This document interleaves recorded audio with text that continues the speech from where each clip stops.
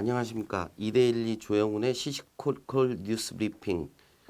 5월은 가정의 달이었는데 이제 6월 호국 보훈의 달을 맞이해서 6월 1일 첫 소식부터 전해드리겠습니다. 첫 번째 소식은 미세먼지에 관련된 얘기입니다. 제가 이 방송을 시작하기 전에 네이버의 미세먼지 수준을 보니까 오랜만에 보통 수준 한 50 정도던데요. 초미세먼지에 대한 그러나 대책들은 여전히 헛돌고 있는 상황입니다. 조선일보가 초미세먼지 예보 일주일 정도치를 분석을 해봤는데요. 5월 25일부터 30일까지 절반이 예보가 빗나갔다고 합니다. 그리고 원인에 대한 진단도 굉장히 오락가락하고 있는 상황인데요. 국립환경원은 경유차가 미치는 영향이 25% 정도라고 얘기를 했고요. 대기환경학회에서는 그 비율이 10.64%라고 했습니다. 서울대 연구팀에서는 그 원인이 1.4%에 불과하다 이렇게 얘기를 하고 있는데, 지금 현재 정부에서는 환경부와 기획재정부가 경유에 대해서 환경 부담금을 놓는 부과하는 문제를 놓고 아직까지 방향을 정하지 못하고 있는 상황입니다.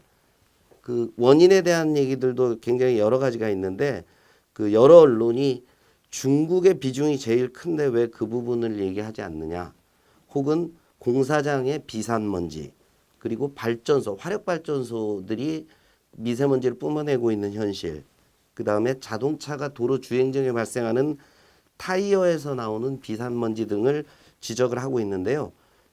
새누리당은 내일 첫 당정협의에서 미세먼지 대책을 논의한다고 합니다. 아무튼 종합적인 대책들이 논의가 돼서 눈으로 확인하는 뿌연 서울에서 벗어날 수 있었으면 합니다. 두 번째 소식은 리수용 북노동당 부위원장이 지금 중국을 방문한 소식입니다. 리 부위원장은 스위스 대사 시절에 김정은을 과 함께 호흡을 맞췄던 김정은의 그야말로 최측근입니다. 오늘 시진핑 주석을 만날 걸로 보여지는데, 북중 관계가 이제 드디어 해빙 모드에 들어설지의 분기점이 될 것 같습니다. 일부 언론은 김정은의 방중까지 논의가 될 것이다 하는 얘기를 하고 있습니다. 세 번째 소식은 현대상선이 순조로운 구조조정을 진행하고 있다는 소식입니다. 어제 채권단 회의에서 6,300억 원의 채무 재조정에 성공을 했고, 오늘 두 차례에 걸친 채권단 집회에서 1,743억 원 정도 채무 재조정이 이루어지게 되면 현대상선은 이제 용선료 협상만 마무리하면 정상화의 길을 모색하게 됩니다. 대우조선 소식도 하나 들어와 있는데요. 대우조선은 급여 20% 최대 20%까지 깎고 추가 감원을 통해 4조 원을 마련하는 구조조정 방안을 준비를 했다고 합니다. 전체 직원이 1개월 무급휴직을 단행한다는 얘기도 있는데요. 이와 관련된 소식 중에 하나는 6대 시중은행이 조선해운 8개사에 빌려준 돈이 7조 원에 달한다는 소식도 있습니다. 대우조선이 4조 원 규모의 구조조정안을 마련한 데는 삼성중공업이 1조 5천억대 자구안을 마련했기 때문에 그보다는 더 커야 되는 거 아니냐 하는 논의가 있었다는 말도 전해집니다. 황당한 소식도 하나 전해드리겠습니다. 착공 12년 된 서울대 기숙사 천장이 무너졌다는 소식입니다. 서울대가 이럴 정도면 다른 대학들은 어쩔지 한번 지켜봐야 될 것 같습니다. 3M이라는 회사가 있는데요. 그 회사가 만든 접착식 메모지 포스트잇이라고 합니다. 포스트잇이 2016년 대한민국에서는 추모의 아이콘으로 변하고 있습니다. 강남역 묻지마 여성 살인에 이어서 구의역 19살 수리공 사망 사건에 대해서 많은 시민들이 포스트잇 추모를 이어가고 있다는 소식입니다. 청년 일자리, 양질의 일자리를 마련해야 된다는 국민적인 염원이 담겨 있는 걸로 보여집니다. 북한은 어제 무수단에서 미사일을 발사를 했는데요. 발사 직후에 폭발하는 사고가 발생해서 발사가 실패한 것으로 추정이 됩니다. 무수단 미사일은 사거리가 3,500km 정도 돼서 일본을 겨냥하는 미사일로도 불리기도 합니다. 어제 또 오해영이라는 드라마가 TVN에서 방영이 됐는데요. 그야말로 인기가 폭발이라고 합니다. 10%대 시청률을 눈앞에 두고 있는데요. 일부 언론에서 2030 여성들이 미모가 뛰어나지도 않은 오해영 씨를 통해서 이건 내 얘기다 하는 공감을 이끌어내는데 성공했다는 평가입니다. 아파트 가격이 계속 들썩이고 있습니다. 재건축 고분양가 논란이 계속 이어지고 있는데요. 이런 고분양가가 기존 주택 가격을 끌어올리고 있다는 소식입니다. 잠실 주공 82제곱미터가 2달 사이에 2억 원이 올랐다고 합니다. 물론 호가 기준이긴 한데요. 심상치 않은 조짐입니다. 해외에서는 아주 토픽성 뉴스가 있습니다. 뉴욕 맨해튼에 3천억 원짜리 아파트가 등장했다는 소식입니다. 그 70층 아파트에 펜트하우스로 포함한 4개층에 2,137제곱미터, 약 700평 정도가 되는 것 같은데요. 방이 16개, 화장실이 17개, 월 관리비는 5,400만 원이라고 합니다.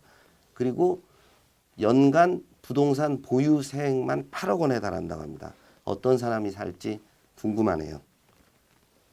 새누리당 유승민 의원이 행보를 시작을 했습니다. 어제 한 대학에서 강연을 했는데요. 보수 혁명을 주장을 했고 박근혜 정부에 대해서 아주 작심을 하고 비판했다는 소식입니다. 유 의원은 일부 그 보수층에서는 배신의 아이콘이다 하는 얘기를 듣기도 합니다. 시리아 난민에 관한 소식이 상당 기간 뜸했는데요. 사실은 시리아 난민 문제는 계속 이어지고 있다는 것을 보여준 외신 사진이 많은 사람을 가슴 아프게 하고 있는데요. 크루디의 비극이 일어난 건 지난해 9월입니다. 그 시리아를 탈출했던 그 난민선에서 사망한 쿠르드냐는 갓난아기에 대한 그 전 세계 시민들의 그 추모가 이어졌던 기억이 나는데요. 독일 난민단체 씨워치가 그 탈출에 성공했지만 그 익사를 해서 죽은 갓난아기를 구호요원이 안고 있는 사진을 공개를 했습니다. 제2의 쿠르디의 비극이라는 그런 얘기를 듣고 있습니다. 오늘 그 좋은 소식도 두 가지가 있는데요. 6월이 되면서 전국의 해수욕장 가운데 일부가 개장을 한다는 소식입니다. 부산 해운대, 송도, 송정 해수욕장 등이 그 물놀이를 할 수 있는 그 시기를 맞았는데요. 본격적인 여름이란 얘기입니다. 그리고 오늘 오후 11시 30분에는 오스트리아 짤츠부르크에서 슈틸리케 감독이 그 우리 대표팀을 이끌고 그 무적함대라는 세계 랭킹 6위 스페인과 평가전을 갔습니다. 서울시는 한강공원에서 17도 이상 주류 판매를 금지하기로 했다고 합니다. 서울시가 직영하는 매장들은 즉시 시행을 하지만 임대해서 주고 있는 매장 같은 경우에는 연말부터 순차적으로 금지한다 그러는데 17도 이상이면 대표적인 주류가 소주가 될 것 같은데요. 한강에서는 이제 맥주만 마셔야 될 것 같습니다. 암행순찰차라고 겉보이는 승용차하고 똑같은데 교통경찰이 탑승해서 단속을 할 수 있도록 해놓은 그 차량인데 지금 현재 2대가 운행이 되고 있고 3월부터 약 3개월 정도 운영을 해본 결과 고속도로 교통사고가 19% 정도 감소했다는 소식입니다. 경찰에서는 7월까지는 10대 정도로 늘리고 9월 1일부터는 전국으로 확대해서 22대 정도 암행순찰자를 그 운행하기로 했다는 소식인데요. 교통사고가 줄어들 수 있다면 뭐 절반을 암행순찰차로 바꾸더라도 상관없지 않을까 싶습니다. 이데일리가 매일 단독 취재한 아주 좋은 기사들을 쏟아내고 있는데요.